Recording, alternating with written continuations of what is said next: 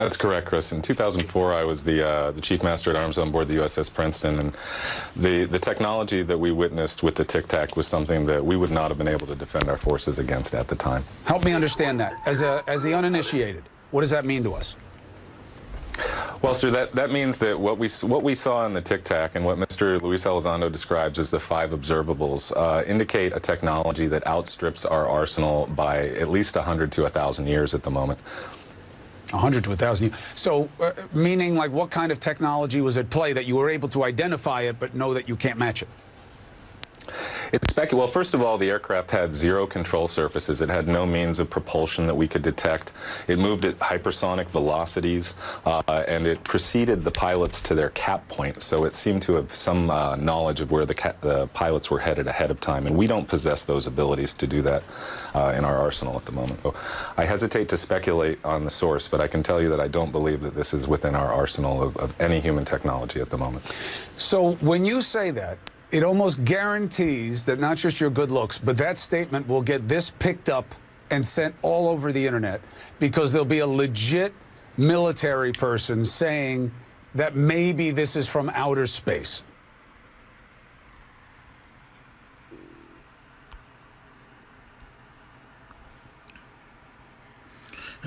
And as you've seen it, a Navy pilot, ex-Navy, whatever he was, said it himself. That's technology of the Most High. The chariots outweighs this place by 100 to 1,000 years, and it doesn't. You can have tens of thousands of years to millions of years. It doesn't matter how much time you have. You would never be able to top the technology and the chariots and the power.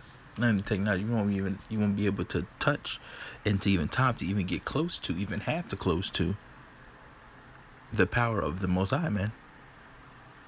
And it's a perfect example in them chariots. First and foremost, I want to give our praise unto Yahweh, Bahashem, Yahweh Shai, Bahashem Rakakadash, double honor to the apostles and elders, great millstone. Shalom to you, brothers, Christians, truth, and sincerity all over the earth. Another shalom to you, go for like that. And you see, take a sip of water real quick. As you've seen in the video, the dude in the middle was looking very shook. He was looking very scared. Let's go back to it. This guy right here. That's correct, Chris. In 2004, I was the chief master at arms on board the USS Princeton, and the technology that we witnessed with the Tic Tac was something that we would not have been able to defend our forces against at the time. Help me understand that. This is very scary. And the man on the right. See how concerned this man was looking, because you have to understand that the things that these people are seeing is things that they've never seen before, or things that they can only fathom, the things that they only can picture in their mind, and based off movies with TV shows and things like that, they can just picture off that. But seeing it with their own eyes, they have not seen anything like that, man. See? And so they seen these things, since they have no knowledge and understanding of the truth. They have no clue what those are. But they have the knowledge of this world, which they think this is from they're aliens, they're little green creatures with big heads, with big black eyes, sitting in things, speaking speaking that and beaming up cows and things like that, man. No. that's what they think this is. But they don't understand that the things that he's seeing and what he's describing is the power in the scriptures, man. And that goes back to Ezekiel, which I didn't pull it out, which I should. But going back into Ezekiel, when Ezekiel was describing, when it said, whatever what was inside the wheel, whether it went like paraphrasing, because basically what he's saying, wherever the direction was going on inside, that's where the chariot was going. The chariot doesn't need no put the key in, start it up, let it warm up for a little bit, then take off. Chariot doesn't need no runway like these planes and these pilots and these jets and all the other things need. They don't need this big sea boat out in the ocean, and then you gotta have some dude directing it with the, I don't know what the things are called, directing it with the 2 lights, tell them go this way, directing it, and then flying them off. No, man, they don't need that. They don't have, you don't understand that the Most High and His power. You don't think you honestly think that the Most High needs that, man? You see? No, man. And the Most High doesn't even need the chariots. But that's, I don't know why that keeps playing, but that's what He chose to do. He's going to send His Son back in the chariots, the same way He got beaten up, which I got that. The same way that Yahushua left when He was on the scene is the same way that He's coming back. You see? That's because it was written. That's how it's supposed to happen. You see? And what these people don't understand is that's our way out of here. The things that they're witnessing, things that they're seeing, is going to be the same exact technology that's going to come back and destroy this place. The same technology that's going to destroy you guys and destroy 2/3 of Israel, destroy this kingdom, take you guys out of power, and save the elect out of here. Those things that they're witnessing, those are going to be the same things coming back to save the people that you've been oppressing for 100 years. That think that you think they're just black, worthless, you're the top people on earth. But you guys don't understand that you guys are not. And the Most High is going to humble Esau before He destroys this place. And then after He destroys this place, Esau is going to be humble. You understand, when they see this technology, which I got this scripture in the Apocrypha, what does it say? They were so afraid, but yes, they dare fight. Why? Because the Most High put that spirit on them to fight back, even though they were so afraid. You understand, it's going to be a point in time where nations going to be fighting. They're going to be like, hey, you ever seen a show like, we have this common enemy, so let's work together to take this down. Take this person down. You understand, they're going to be so, imagine, you got to understand, being these people, you're going to see the whole skies is going to be covered with chariots, man. Whole skies. Sky's going to crack on with chariots, it's going to be fleet. It's going to be a beautiful sight, man. People gonna get beamed up, gonna be beamed. However that's gonna look like, however that's gonna happen. People gonna get getting beamed up into the chariots. Then people gonna be getting zapped. Imagine you standing right next to a dude. Well, now, like, you gotta put yourself in a situation. You're standing next to somebody, or you're standing next to a group of people, and you all types of chaos is going on the earth. You see so-called UFOs, which you know as UFOs, and now you see just tempests and sparks of tempests, laser beams, if you want to call them, just coming out of the chariots, beaming somebody to your left, beaming somebody to your right, beaming somebody behind you, beaming 3 people in front of you, and they're just turning to powder immediately, vaporizing them. You're gonna be afraid. You're gonna be so afraid, because you're like, I'm gonna be next. But they're gonna be so afraid, and the Most High is gonna put that spirit on them they're gonna be so afraid, but the Most High is gonna put that spirit on them to fight back, even though they're not gonna win. And you have to understand, like he said, 100 to 1,000 years, which is way, way, way, way past that. But we're gonna go off what he said. That what he's saying is beyond what Esau's capability is, pretty much. You understand? Esau's not winning. At the end of this movie, Esau does not win, man. It's impossible. It was not written that way. So when the chariots come back, they're going to be doing all types of things that nobody's ever seen before. Zipping up, down, left, right, without. And he's saying he was going into how they don't have no thrusters, like something to propel them. Basically, that's what he was looking for to identify. Because you know how planes or these jets, when they start off, they have these big engines in the back and a whole bunch of fire comes spewing out in the back to propel them forward. And the chariots, let's believe, they're not going to have that. They're not going to need that. And see, let's watch a little bit as the uninitiated, what does that mean to us? Well, sir, that means that what we saw in the Tic Tac and what Mr. Luis Elizondo describes as the 5 observers. And just based off the fact that the technology is superior, just based off that fact, there's no way they can win. You know, they're not going to win anyway. But it's just based off that. They don't understand that the Most High is giving the spirit, putting the spirit on y'all to make these weapons, to make these planes, these jets, these stealth bombers, these weapons of mass destruction, to do those things. But best believe the Most High has something so far superior than something that you guys have never seen before. And you guys are not going to be ready, man. Indicate a technology that outstrips our arsenal by at least 100 to 1,000 years at the moment. 100 to 1,000 years. So, meaning, like, what kind of technology was at play that you were able to identify it but know that you can't match it? Well, first of all, the aircraft had zero control surfaces. It had no means of propulsion that we could detect. It moved at hypersonic velocities, and it preceded the pilots to their cap point. So it seemed to have some knowledge of where the pilots were headed ahead of time, and we don't possess those abilities to do that in our arsenal at the moment. So I hesitate to speculate on the source, but I can tell you that I don't believe that this is within our arsenal of any human technology at the moment. So when you say that, it almost guarantees that not just your good looks, but that statement will get this picked up and sent all over the internet because there'll be a legit military person. And you know, go to the description now. You know, it's coming to this time because it's been chariot sightings. The government wants to release so-called UFO footage and all these things. Now all this stuff is coming to the public, man. That's how you know we're coming into the times of the end, which you already know that. But all these sightings, all these things that these people are seeing, the chariots are making themselves more known. You see?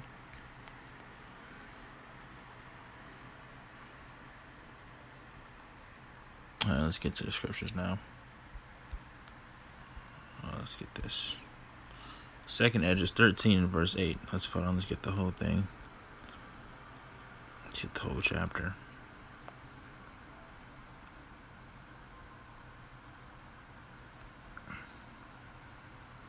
Let's start at 6. 2nd Esdras 13 and verse 6. But I beheld, and lo, he had graved himself a great mountain, and flew upon it. But I would have seen the region or place whereout the hill was graven, and I cannot. And after this I beheld, and lo, all they which were gathered together to subdue him were sore afraid, and yet durst fight. And lo, as he saw the violence of multitude that came, he neither lifted up his hand, nor held sword, nor any instrument of war, but I only saw that he sent out of his mouth as it had been a blast of fire, and out of his lips a flaming breath. And out of his tongue he cast out sparks and tempest, and they were all mixed together, the blast of fire, the flaming breath, and the great tempest, and fell with violence upon the multitude which was prepared to fight. And what? And burned them up, every one, so that a sudden of innumerable multitude was nothing to be perceived, but only dust and smell of smoke. And when I saw this, I was afraid. This is what Esdras is seeing, man. He is seeing multitude of people. And when I was just describing back when I was just describing what how people, like, you would be afraid if you seen this thing. Imagine you see a multitude of people and gathered together, multitude of people to prepare to fight. You see these chariots, shoot their guns, their rocket launcher, wherever they got to shoot. They're together, gathered in groups. And what happened? It says, "Was prepared to fight and burnt them up, every one, so that upon a sudden of innumerable multitude," that's a lot. It's a lot of. You gotta imagine. You gotta when you read and you gotta do the scripture, you have to imagine these things. An innumerable multitude, a large group of probably an army, probably you can't number it. It's just so many people, so many people, a group of people, an army, whatever. There's a large group, the innumerable multitude, and burned them up, every one, and so that a sudden of an innumerable multitude, nothing was to be perceived, but only dust and smell of smoke. And when I saw this, I was afraid. In seconds, an innumerable multitude of men.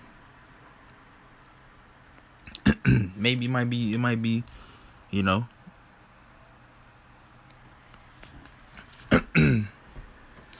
imagine you seeing this, an innumerable amount of people gathered together, shooting missiles, doing whatever the case, and then next thing you know, they're just gone.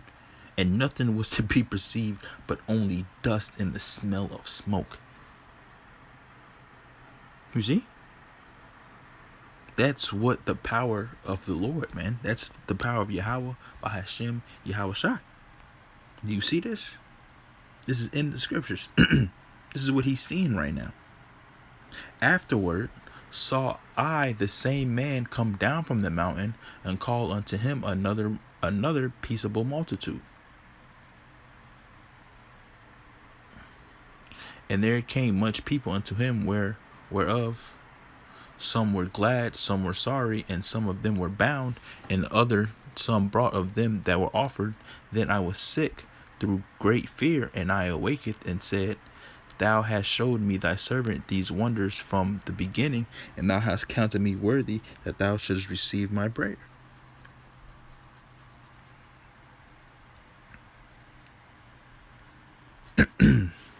See? You see how heavy that is, man? Imagine just seeing it. And these people, and it's a perfect example of watching these people on the news, because the dude in the middle was afraid, man, and the other dude on the left was afraid, man. Imagine he's in the pilot, he's seeing these things, he's seeing something that technology that we don't have to match, and he's knowing, best believe they know, there's gonna be a point in time to where we're gonna have to try to fight these things, and we don't have the technology to keep up with this. We don't have the power to keep up with this. So how does Esau think that he's going to continue to rule the earth if there's going to be this power, this great power that's going to come back? Yahweh Shai is going to come back and destroy you, take you out of power. And these people, and their inward thoughts, these everyday Edomites, their inward thought is what? That their houses and their generations to continue on forever. But you guys don't have the technology for that to even happen. You guys don't have the army, the weaponry to do this. You see? It doesn't make any sense. Acts 1:11, which also said, Ye men of Galilee, why stand ye gazing up into heaven? This same Yahweh Shai, which is taken up from you into heaven, shall so come in the like manner as ye have seen him go into heaven. Same way you've seen him go up, the same way you've seen him coming back. Isaiah 31 and verse 1, Woe to them that go down to Egypt for help, and stay on horses, and trust in chariots, because they are many, and in horsemen, because they are very strong. But look not unto the Holy One of Israel, neither seek the Lord. That's what these people do. These people in Babylon the Great, which is also known as what? Spiritual Egypt, Sodom and Egypt. These people come down to Esau for help, man. They come down for this place for help. They're looking for their army. They're but not seeking the Most High. And not understanding the power of the Most High. Not understanding who the Most High is. Not understanding the scriptures. Not understanding these things. Because the Most High is going to be the one to deliver you out of this situation, man. To get you out of here. Esau is not going to be looking to deliver you from what's getting ready to take place on the earth. Esau is not going to be, okay, well, we're gonna start implementing this ship, and Jacob's trouble is gonna happen. We're gonna start just killing you guys off. But hey, we might if we really feeling good, we might just let everybody just go. No, man, it's not gonna happen. It's not gonna happen. The Most High is going to be the one to protect you, make sure that you're fed, to make sure that you're in safety, that you're quiet from the fear and these things, man. And if you have to go through what you have to go through, just know it wouldn't happen unless the Most High didn't sanction it, man. So if you end up running away from troops, going building to building, house from house, wood to wherever the case may be, man, and it's time to come, that's the part of your story. That's where you're gonna go. If you happen to get waking up 4 o'clock in the morning, 3 o'clock in the morning, people busting in, arresting you, putting you in a truck, and then you get sent to camp, then it was supposed to happen, man. That's just how it goes, man. You guys are trusting in these people and don't understand that they're plotting to get rid of you. They don't want you here. They never did. They never did, man. They wanted to use you to build up the society and look at you as nothing, and now they want no part of you, man. It's Esau. But Jake don't understand. Jake wants to love everybody. Everybody want everybody to be equal, want everybody to be one, and do all these things, and that's just more far from the truth that it can ever be, because that's something that would never happen in this place. Esau would never look at you as the same man that he supposedly thinks that he is. They don't understand these people have a God complex. They think they're the Most High. They think they're the angels. They think they're the Savior. They think they're the people. If they think all these things, who are you? Who are you to them? These guys think that they're the Most High, and that goes into Obadiah, which I'm going to get that, and we're going to end it off.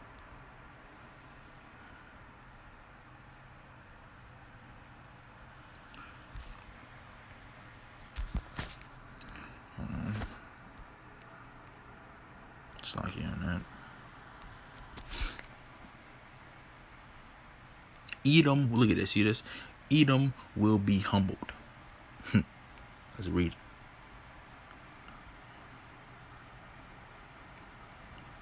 Let's read this. Let's see how Esau will be humbled. Let's just start from the first verse.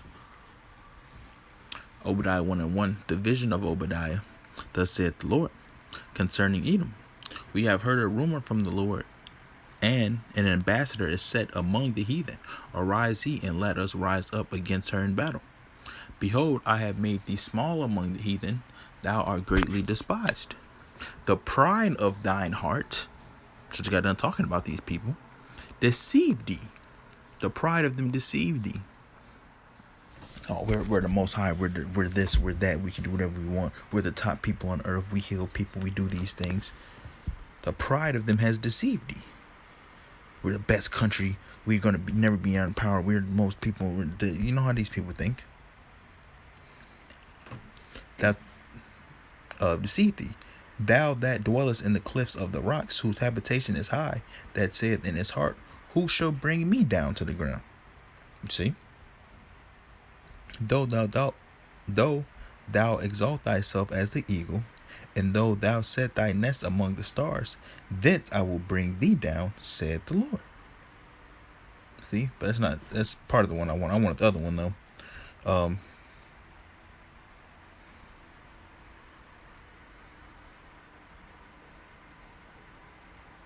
Let's keep going. Let's skip down to 8. Shall I not in that day, saith the Lord, even destroy the wise men out of Edom, and the understanding out of the mount of Esau? And thy mighty men, O Teman, shall be dismayed, to the end that every one of the mount of Esau may be cut off. How they going to be cut off, Lord? By slaughter. Why? For thy violence against thy brother Jacob, shame shall cover thee, and thou shalt be cut off forever. You can't get out of that, man. The Lord is going to do this, man. The Lord is going to do this. And when the time comes, the Lord is going to be doing it, but he's also going to be using his men.